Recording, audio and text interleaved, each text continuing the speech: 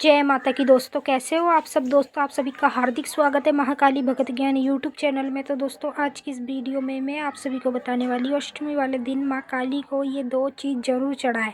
अगर आप लोगों को माँ काली की कृपा प्राप्त करनी है तो आप लोगों को अष्टमी वाले दिन, जिस दिन माँ काली की, माता रानी की अष्टमी होती है, उस दिन आप लोगों को दो चीज़ माँ शेरा वाली को, माँ काली को ज़रूर चढ़ानी चाहिए, ताकि माँ काली की कृपा आप लोगों को प्राप्त हो।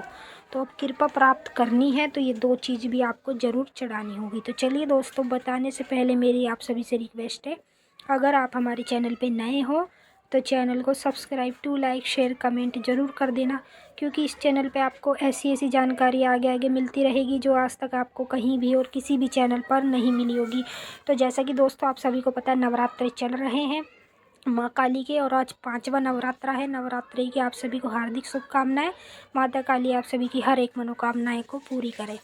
तो दोस्तों अष्टमी वाले दिन, यानी कि 8 दिन जब अष्टमी होती है माता रानी की, तो उस दिन आप लोगों को ये दो चीज़ माता रानी को ज़रूर चढ़ानी चाहिए। जो मैं आप लोगों को बताऊंगी वो चीज़ आप लोगों को माता रानी को ज़रूर चढ़ानी चाहिए, और इसको चढ़ाने से ही आप लोगों को माता काली की, माता शेरा वाली की कृपा प्राप्त होएगी। अब आपको चढ़ाना क्या है ये मैं आपको बता देती हूँ।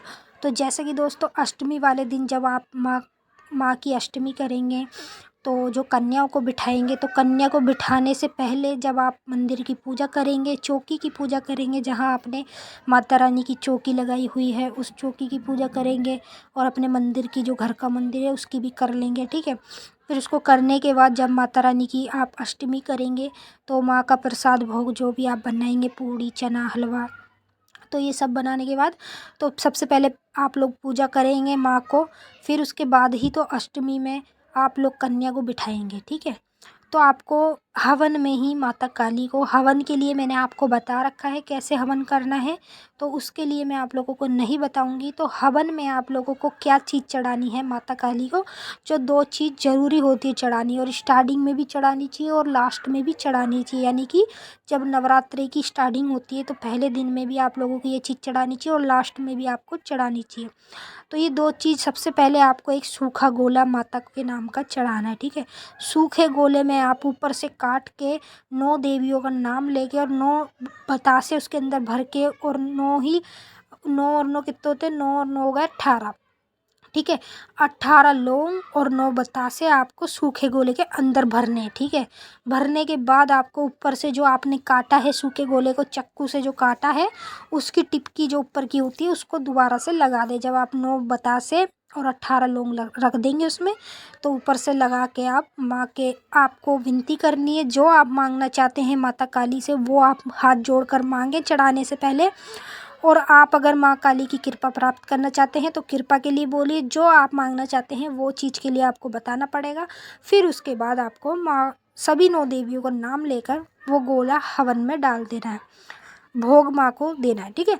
ये देने के बाद आप लोगों को 9 ही जायफल चढ़ाने हैं। दूसरी चीज़ जो है वो जायफल है, 9 जायफल आपको चढ़ाने हैं। अब कुछ लोग मेरे से ये पूछते हैं कि जायफल क्या होते हैं, हमें ये बताओ।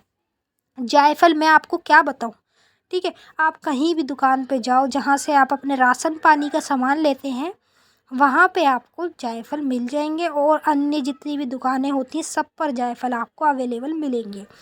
तो आप वहाँ से जायफल बोल दो कि हमें इतने जायफल दे दो, वो आपको अपने आप दे देगा। फिर आप देख लेंगे कैसे जायफल होते हैं, तो फिर वो ही जायफल आपको माँ को भोग में देना है। जब आप गोले का भोग माता को चढ़ा देंगे, फिर उसके बाद आपको 9 देवियों का नाम लेकर ही 9 जायफल आपको हवन में अपने डाल देने हैं, यानी कि माता का भोग लगा देना है। तो ये जो दो चीज़ मैंने आपको बताई है ये सबसे ज़्यादा इम्पोर्टेंट होती है। इन दोनों चीज़ों को आप लोगों को चढ़ानी चाहिए, ठीक है। जब माँ के नवरात्रों की स्टार्टिंग होती है और जब नवरात्रों की एंडिंग होती है, तब आपको ये दो चीज़ ज़रूर चढ़ानी चाहिए। आप रेगुलर नहीं चढ़ा पा रहे, अगर आपके पास पैसे नहीं है, किसी भी वजह के कारण आप लोग रेगुलर नहीं चढ़ा सकते, तो आप पहले दिन नवरात्रि के चढ़ाएं और जब लास्ट में ख़त्म हो जाए तब चढ़ाएं। अगर उनमें से कुछ लोग भूल गए हैं, मैंने पहले बताया था वीडियो में, पर अगर भूल गए, उनको याद नहीं रहा, तो नवरात्र में उन्होंने पहले दिन चढ़ाया नहीं है तो कोई दिक्कत नहीं, आप लास्ट में चढ़ा दें, ज़रूर चढ़ाएं, ठीक है। अब मैंने आपको बता दिया है, तो अष्टमी वाले दिन आप लोग ज़रूर चढ़ाएं।